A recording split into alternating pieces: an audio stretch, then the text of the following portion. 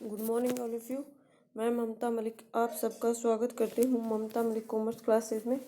देखो, आज हम करेंगे सक्सेशन प्लानिंग क्या होता है। इसके अंदर थोड़ा सा मैं पहले आपको बेसिक बता दूँ क्या होता है कि अगर हमारी मान लो कोई की पोजीशंस की जॉब है जिसके अंदर एक अच्छे खासे लेवल्स पे हमें डिसीजंस वगैरह लेने होते हैं, उस पोजीशंस को फिलअप करने के लिए हम क्या करते हैं, इन फ्यूचर्स के लिए किसी एम्प्लॉयज़ को तैयार करते हैं। जैसे अगर मान लो हमारा एक एचआर डिपार्टमेंट का कोई एग्जीक्यूटिव है जो कि एक टाइम पीरियड के बाद में रिटायर होएगा, उसके लिए आज के दिन ही 2 साल के बाद है जो कि वो रिटायर होगा, आज के दिन ही हमने देखा कि इस पोजीशन पे इन फ्यूचर में हम किसको तैयार करेंगे।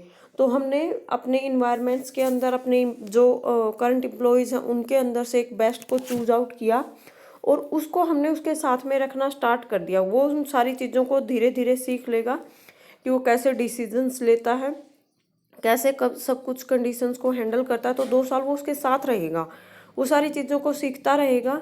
तो उससे क्या हो जाएगा, एक सक्सेसर है जो कि हम इन फ्यूचर्स में सक्सेशन प्लानिंग के लिए एक स्पेसिफिक की पोस्ट के लिए उस बंदे को तैयार कर रहे हैं, वो उनको देख देख के डिसीजंस लेना सीख जाएगा साथ में। तो उसको बोलते हैं सक्सेशन प्लानिंग करना। इसके मीनिंग्स वगैरह हम पढ़ते हैं। देखो, succession planning is a strategic and systematics and deliberate activities. ये एक एक्टिविटीज ही होती है जिसके अंदर इंश्योर क्या करती है, एन ऑर्गेनाइजेशन इंश्योर करती है organisation future capability will fill the vacancy constant with a merit principle. Future के लिए कोई कैपेबिलिटी पर्सन हमें तैयार करना होता है जिसके अंदर सम की पोजीशंस के प्रिंसिपल्स को ही इंक्लूड करते हैं, और जो पोजीशंस होती है वो भी बहुत ज़्यादा इम्पोर्टेंट होती है किसी फुल वैकेंसीज को फुलफिल करने के लिए, फॉर फ्यूचर के लिए। आज के दिन वो खाली नहीं है, फ्यूचर्स में वो तैयार करी जाए, फ्यूचर के लिए हम किसी पर्सन को तैयार कर रहे हैं। उसके बाद होता है कि इसके अंदर specifically focused on ensuring the availability and sustainability supply capability staff that are ready to assume key critical organization role as become available। एक सबसे पहले देखो इसके अंदर क्या होता है भाई, क्रिटिकल ऑर्गेनाइजेशन मीन्स कोई ऐसा ही नॉर्मल स्टाफ की पोजीशंस को लिए हम तैयार नहीं कर रहे, बहुत ही मुश्किल पोजीशंस के लिए हम उसको तैयार कर रहे हैं। की पोजीशंस होती है वो बहुत इंपॉर्टेंट रोल प्ले करना होता है, उस पर्सन को डिसीजंस वगैरह लेने होते हैं जिसके ऊपर ऑर्गेनाइजेशंस की बहुत ज़्यादा इन फ्यूचर्स में अफेक्ट करेगी हमारी ऑर्गेनाइजेशंस के डिसीजंस, गोल को अचीव करने में, हमारी ग्रोथ में, एनालाइजिंग में, सब कुछ में अफेक्ट बहुत ज़्यादा होगा। तो मेंस इसका कंक्लूजन निकल के ये आता है कि फ्यूचर्स की किसी की पोजीशंस को फिलअप करने के लिए आज ही हम किसी एम्प्लॉयज़ को तैयार कर रहे हैं, उसी को ही हम बोलते हैं सक्सेशन प्लानिंग करना। अगर हमारी डेली रूटीन में का मैं आपको एक एग्जांपल दूं तो इसके अंदर देखो क्या होता है, जैसे आप किसी शॉप के ऊपर जाते हो तो जो शॉपकीपर्स होता है ना, अपने बच्चे को शॉप के ऊपर बैठाना स्टार्ट कर देता है कि उसका छोटा सा कोई लड़का होगा जिसको वो अपनी शॉप के ऊपर रखेगा। वो धीरे धीरे हर रोज उसको 1-2 घंटे वहां पे बैठाता रहेगा। वो क्या कर रहा है, उसको क्यों बैठा रहा है, क्योंकि वो उसको फ्यूचर्स के लिए उसको वही दुकान ही संभालनी है और वो उसके लिए तैयार कर रहा है, वो उसको सिखा रहा है धीरे धीरे कि उसको कैसे हैंडल करना है सारी सिचुएशंस को। वो भी एक तरीके से सक्सेशन प्लानिंग का ही एग्जाम्पल है आपके लिए। तो उसी को बोलते हैं सक्सेशन प्लानिंग करना। What is succession planning? Success planning क्या है? एक प्रोसेस है ये जिसके अंदर हम ट्रेनिंग एंड डेवलपमेंट दोनों ही प्रोवाइड करते हैं अपने जो एम्प्लॉयज है, preparing the employee of the organisations so that there is a always someone को रिप्लेस करेगा एम्प्लॉयज हु लीव्स। देखो जैसे शॉप वाला में भी मैंने दिया, जो आज के दिन शॉप पे काम कर रहा है इन फ्यूचर में वो शॉप से रिटायर हो जाएगा और वो बच्चा उसकी जगह ले लेगा। तो इसके अंदर यही बोला गया है कि इसके अंदर किसी ना किसी को रिप्लेस किया जाता है, आपके एग्जिस्टिंग एम्प्लॉय जो है वो छोड़ के चला जाएगा और उसकी जगह पे दूसरा पर्सन जो है वो आ जाएगा। In other words, continual business monitoring and developing internal talented assure the employees have a knowledge skill ability necessary to succeed in the future leadership role। इसके अंदर ये क्या कह रहा है कि अगर मान लो वो जो आज के अंदर एम्प्लॉयज है, जो आज के टाइम पे काम कर रहा है, उसके अंदर कुछ नॉलेज है, एबिलिटीज है, स्किल्स है, वो ही नॉलेज हम इन फ्यूचर्स में अपने जब ये एम्प्लॉय छोड़ के चला जाएगा, नया एम्प्लॉय जाएगा, उसके अंदर देखना चाहते हैं। तो उसको हम कैसे ट्रांसफ़र कर सकते हैं, कैसे मॉनिटर कर सकते हैं बिजनेस के अंदर, वो वही स्किल को हम कंटिन्यू कैसे रख सकते हैं। तो उसके लिए ही हमको नीड होती है सक्सेशन प्लानिंग की। What is succession planning? Means in futures में उन्हीं नीड्स, स्किल्स, एबिलिटीज़ को हम फुलफिल कर पाएँ। तो उसके लिए हमें नेसेसरी है कि हम फ्यूचर्स के लिए सक्सेशन प्लानिंग करें। उसके बाद आता है इसका भाई मीनिंग। मीनिंग में क्या क्या चीज़ है जो कि आपकी डिफाइन हो रही हैं। तो देखो, डिफाइन क्या करता है, ये एक प्रोग्राम है that an organisation systemise ensure a leadership. Leadership ही वर्डिंग यहाँ पे क्यों यूज हुआ है, क्योंकि मोस्टली ये की पोजीशंस के लिए करते हैं। जैसे मैंने आपको मैनेजर्स का, या फिर ऐसी पोजीशन जहाँ पे डिसीजंस जो हैं वो ज़्यादा लेने होते हैं, तो वहाँ पे उस पोजीशंस के लिए, की पोजीशंस के लिए ही डेवलपमेंट किया जाता है, तैयार किया जाता है, जो बहुत अच्छा रोल प्ले करती हैं हमारी ऑर्गेनाइजेशंस के अंदर। उन्हीं के लिए तो हम तैयार करना चाहेंगे किसी फ्यूचर्स के लिए, किसी पर्सन्स को। अगर नॉर्मली कोई काम करना है उसके लिए तो हम मार्केट से उठा लेंगे, उसको तैयार करने की ज़रूरत नहीं है। तो इस वजह से ये डेवलपिंग एक्टिविटीज़ होती है, कंटिन्यूटी में ये चलती है, जो एक सिस्टमाइज्ड वे में, systemised means step to step हमें फॉलो करना होता है। ऐसे नहीं है कि आप कोई भी काम कभी भी कर सकते हो, एक प्रॉपर प्रोसेस होता है जिसके अंदर प्रॉपरली सिस्टमाइज्ड वे से ही हम उस काम को करेंगे। पर्सनल टैलेंट एक विद इन पर्सनस को बिल्डअप करते हैं। एक पर्सन के अंदर हम कुछ नया टैलेंट है जो कि उसके अंदर सिखा रहे हैं, उसके अंदर बिल्डअप कर रहे हैं। तो देखो, जैसा कि आज के दिन तो हमारे पास कोई एम्प्लॉयज़ है, लेकिन फ्यूचर्स में ये एम्प्लॉयज़ हमें छोड़ देगा के चला जाएगा, रिटायर वगैरह हो जाएगा। तो उसके जब ये छोड़ के चला जाएगा, उस टाइम के लिए हम क्या कर रहे हैं, एक नए पर्सन्स को तैयार कर रहे हैं। तो प्रेजेंट का जो टैलेंट है वो इक्वल रहे फ्यूचर टैलेंट्स के लिए, उसके लिए ही हम क्या कर रहे हैं, सक्सेशन प्लानिंग कर रहे हैं। तो ये आपके दोनों इक्वल्स करने के लिए ही हम इसके अंदर काम कर रहे हैं। अब देखो, इसके अंदर आ रहा है सक्सेशन प्लानिंग्स के रीजंस क्या होते हैं। एक तो भाई फ्यूचर्स में हमें एक आइडेंटिफाइड एक पर्सन को फाइंड आउट करना है जो हमारी की पोजीशंस को की रिक्वायरमेंट को फुलफिल कर दे।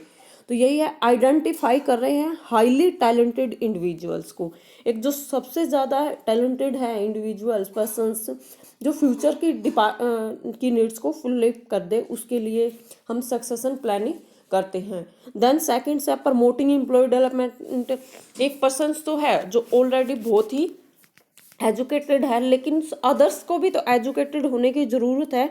तो उनका भी तो टाइम टू टाइम डेवलपमेंट होना चाहिए। उनको भी तो डिसीजंस एक टाइम के बाद में प्रमोशंस वगैरह होना चाहिए, वो भी तो कुछ नया सीखें। तो उसको भी करने के लिए भी हमें क्या करना होता है, सक्सेशन प्लानिंग करने की ज़रूरत होती है। एक ऑर्गेनाइजेशंस को नीड होती है। अब एक एक्स पर्सन है जो हमारी ऑर्गेनाइजेशन के अंदर आज किसी की पोजीशंस पे वर्क कर रहा है, ये एक टाइम पीरियड के बाद में रिटायर्ड हो जाएगा। तो इसकी जगह लेने के लिए हमें क्या चाहिए, एक अदर्स पर्सन है, जैसे ए, बी और सी, 3 पर्सन्स हैं। इनमें से हम एक बेस्ट को चूज आउट करना चाहते हैं, उसको तो बोल देंगे हाईली आइडेंटिफाइड, हाईली टैलेंटेड। इन तीनों में से जो चूज आउट कर रहे हैं, फिर जो भी मान लो हमने बी को चूज कर लिया, तो बी को वो प्रमोशन मिलेगा इन फ्यूचर्स में, तो प्रमोशन प्रोवाइड करने के लिए हो जाएगा। फिर ऑर्गेनाइजेशन को भी तो नीड है ना, एक्स तो छोड़ के चला जाएगा, तो ऑर्गेनाइजेशन को नीड है कि उसकी जगह पे वो बेस्ट जो फाइंड आउट किया है वो इन फ्यूचर्स में डिसीजंस करे, कॉर्पोरेट की जो प्लानिंग है उनको फुलफिल करे। तो उसके लिए अब ऑर्गेनाइजेशंस को नीड थी, बी को उस जगह पे आना था। तो इन दोनों के बीच जो पुल का काम कर रहा है, जो दोनों को मिला रहा है, एस्टैब्लिश कर रहा है टैलेंट पुल को, वो कौन कर रहा है, सक्सेशन प्लानिंग ही कर रहा है। तो इस वजह से इन दोनों के बीच को गैप को फिलअप करने के लिए भी हमें सक्सेशन प्लानिंग की क्या होती है, नीड होती है। उसके बाद है कि हमें सक्सेशन प्लानिंग्स को किस वे से ऐसे पॉइंट्स कौन से हैं जो कि ध्यान में रखना चाहिए, जो हमारी सक्सेशन प्लानिंग को इफेक्टिव बना दे, बहुत अच्छा बना दे। ऐसी गाइडलाइंस हैं कुछ जो कि हमें तैयार करनी चाहिए। Customise to suit the need of the organisation. सबसे पहले हमें ये चीज़ को फाइंड आउट कर लेना चाहिए कि हमारी ऑर्गेनाइजेशन को किस टाइप के पर्सन्स की नीड है, फिर उसी के अकॉर्डिंग ही हमें उस इंडिविजुअल पर्सन्स को तैयार करना चाहिए फॉर और फ्यूचर्स की पोजीशंस। अगर हमें यही नहीं फाइंड आउट होगा कि हमें किस पर्सन टाइप के पर्सन्स की नीड है, तो हम उसकी सक्सेशन प्लानिंग इतने अच्छे से उसके अंदर अच्छे से उसकी डेवलपमेंट नहीं कर पाएंगे। तो इसलिए सबसे पहले आपको कस्टमाइज्ड करनी चाहिए, जैसी उसकी नीड है उसके अकॉर्डिंग ही हमें उस पर्सन्स को तैयार करना चाहिए। फिर है driven by the functions and note HR executives. कुछ एक वर्किंग है जो उसको हमें सिखाने चाहिए, कुछ एक काम है जो उसको हमें देने चाहिए। जैसे अगर मान लो मेरे को एज ए सेल्स एग्जीक्यूटिव किसी की कंपनीज के अंदर हम काम कर रहे हैं, एक X पर्सन्स है और एक Y है। जो X है वो आज के दिन ही काम कर रहा है एज ए सेल्स एग्जीक्यूटिव किसी ऑर्गेनाइजेशन के अंदर, और Y को हम इन फॉर द फ्यूचर्स के लिए तैयार कर रहे हैं। हमारा करंट के अंदर टारगेट है कि फ्यूचर्स का जो कि हम 10 लाख यूनिट्स हैं जो कि हम सेल करना चाहेंगे फॉर फ्यूचर्स। तो अब X उसको कैसे सिखाएगा, जैसे Y से पूछेगा अगर तेरे को ये गोल अचीव करना चाहिए तो इसके लिए तुम्हें क्या क्या स्टेप्स उठाने चाहिए। फिर Y एडवर्टाइज करेगा, हमें क्वालिटी अच्छी रखनी चाहिए, सेलिंग प्राइस कम करना चाहिए, या फिर एडवर्टाइजमेंट अच्छी देनी चाहिए, कस्टमर को ज़्यादा अवेयर करवाना चाहिए अबाउट आवर प्रोडक्ट। तो X उसको अदर्स इंफॉर्मेशन प्रोवाइड करेगा। तो मीन्स हमें सिर्फ एक लाइन के अकॉर्डिंग ही नहीं, सिर्फ एग्जीक्यूटिव्स को बहुत सारे फंक्शंस उससे करवाने भी चाहिए, तभी तो वो कुछ नया सीखेगा। तो इसके अंदर फंक्शंस हैं जो कि उसको ड्राइवन करने चाहिए। एग्जीक्यूटिव खुद को ही ना करे सारे, उससे भी कुछ ना कुछ करवाए। फिर उसके बाद है डेवलप ए की candidates anticipated for the future openings. सिर्फ उसी पर्सन्स को फाइंड आउट करो, आप ट्रांसपेरेंसी लेके आओ ऑर्गेनाइजेशंस के अंदर, जो सबसे बेस्ट है उसी को चूज आउट करो। जैसे कि मैंने आपको बताया था, अभी पीछे हमने एग्जांपल लिया था, A, B और C 3 पर्सन्स हैं, उनमें से जो सबसे बेस्ट है, डेवलपिंग कैंडिडेट है, उसको ही फ्यूचर्स के लिए आप लेके जाओ। उसको प्रॉपर ट्रेनिंग और डेवलपमेंट आपको प्रोवाइड करनी चाहिए, तभी आपके लिए वो इफेक्टिव वे से सक्सेशन प्लानिंग होगा। Take into accounts culture and the of the organisations. जो आपकी ऑर्गेनाइजेशंस का कल्चर रहा है कोई डिसीजंस लेने से रिलेटेड, तो वो सारी चीज़ें भी आपको चेकआउट करती रहने चाहिए time to times according to our organisations. उसको सारी बातें आपको बतानी चाहिए। Constantly with future strategic direction of the company. Time ये नहीं है कि आपने एक बार थोड़ा सा टाइम तो उसको कुछ सिखा दिया और उसके बाद आपने उसको छोड़ दिया, नहीं, आपको कंटिन्यूसली उसको कॉन्स्टेंटली फ्यूचर्स के लिए स्ट्रेटेजिक डायरेक्शन देते रहना चाहिए कंपनी को। फ्यूचर्स के लिए हम उसको तैयार कर रहे हैं तो लॉन्ग टर्म के लिए उसको डेवलपमेंट करवाना जरूरी है उसका। उसके बाद है कि ऐसे क्या रीजंस होते हैं जो जिसकी वजह से आपकी सक्सेशन प्लानिंग जो होती है वो फेल हो जाती है। तो देखो, आपको जो आपकी इफेक्टिव गाइडलाइंस थी, एक तो आपने वही अच्छे से अगर फॉलो नहीं करोगे तो भी आपका क्या हो जाएगा, सक्सेशन प्लानिंग इतने अच्छे से आपकी नहीं हो पाएगी। तो एक तो आपको सबसे पहले ही उसके अंदर मैंने बताया था कि आप ABC 3 पर्सन्स हैं तो उनको में बेस्ट को फाइंड आउट करो, और अगर आपने उन्हीं से बेस्ट को फाइंड आउट नहीं किया है तो भी आपकी सक्सेशन प्लानिंग क्या हो जाएगी, फेल हो जाएगी। अगर आपका जो विजन है इन फ्यूचर्स में अपने आप को आप कहाँ देखना चाहते हो, किसके लिए, किसकी पोजीशंस को के लिए आप उसको तैयार कर रहे हो, और आपको वही पोजीशन ही नहीं पता है उस पर्सन को इन फ्यूचर्स में क्या क्या डिसीजंस लेने हैं, क्या क्या काम करना है, अगर वही विजन्स हमें प्रॉपरली शो ही नहीं है तो हम तैयार किसके लिए करेंगे, वो भी आपका एक फेलियर का ही काम करेगा। Problem dealing with a big pictures. कई बार क्या होता है कि इन फ्यूचर्स में बहुत सारे डिसीजंस लेने होते हैं तो उसको हर एक चीज़ ही हम नहीं सिखा रहे हैं, तो भी वो एक फ्यूचर्स में बड़ी प्रॉब्लम्स को क्रिएट कर देता है। समटाइम्स हम क्या कर देते हैं कि एज के अकॉर्डिंग्स या फिर जो भी हमारे उसकी कैपेबिलिटी को ना देख के अदर्स फैक्टर की वजह से उसको प्रमोट कर दिया, तो वो भी आपके लिए फ्यूचर्स में सक्सेशन प्लानिंग को फेलियर्स का ही काम करेगा, आप अगर प्रॉपर वे से उनको फाइंड आउट नहीं कर रहे हो। ट्रांसपेरेंसी मीन्स आप अच्छे वे से एजुकेटेड पीपल्स को आगे नहीं लेके आ रहे, अच्छे वे से उनको सिखा नहीं रहे, तो वो भी आपके लिए फेलियर का ही काम करेगा in the for our futures. उसके बाद है आपका ऐसे कौन से फैक्टर्स हैं जो कि आपकी सक्सेशन प्लानिंग को अफेक्ट करते हैं। सबसे पहले इकोनॉमिक ये like a training and development ही हो रहा है, तो इसके अंदर क्या होगा, जो पर्सन्स आज के दिन कोई काम कर रहा था, जैसे मैं एक्स और वाई का एग्जांपल ले रही थी, वाई अब क्या करेगा, आज के दिन जो आपका काम कर रहा था तो छोड़ देगा, वो तो एक्स का काम सीखने में ही लग जाएगा, तो उसके लिए भी हमें एक नए पर्सन्स की नीड होगी। उसके लिए वो जब वो सिखा रहा है वो कुछ ना कुछ गलतियां भी करेगा, टाइम भी वेस्ट करेगा, क्योंकि वो तो इतना एक्सपर्ट है नहीं कि कोई काम जल्दी से सीख जाए। एक्स को भी उसके ऊपर वाई के ऊपर कुछ ना कुछ क्या करना होगा, टाइम देना होगा। तो इस वजह से क्या होगा, आपके इकोनॉमिक फोर्सेस जो हैं वो बहुत ज़्यादा अफेक्ट करेंगे। अगर आपके कुछ ना कुछ इसके ऊपर इन्वेस्टमेंट ही करनी पड़ेगी आपको, तो इसके इकोनॉमिक अगर आप स्ट्रोंग नहीं हो तो आपकी वो उसको बहुत ज़्यादा अफेक्ट करेगा सक्सेशन प्लानिंग को। फिर उसके बाद है ऑर्गेनाइजेशन का साइज कैसा है। एक तो ऑर्गेनाइजेशंस ऐसी है जो विद इन वन सिटीज है, और एक ऑर्गेनाइजेशंस ऐसी है जो इंटरनेशनल लेवल पे काम कर रही है, तो उसकी की पोजीशन को डिसीजन लेने के लिए तो बहुत ही ज़्यादा कैपेबिलिटी चाहिए, बहुत ही ज़्यादा स्किल्ड पर्सन्स की रिक्वायरमेंट्स होगी। तो आपकी ऑर्गेनाइजेशन कैसी है वो भी आपकी सक्सेशन प्लानिंग के डिसीजंस को अफेक्ट करेगी। तो ऑर्गेनाइजेशंस का जो साइज होगा वो भी आपकी ऑर्गेनाइजेशन को बहुत ज़्यादा अफेक्ट करेगा।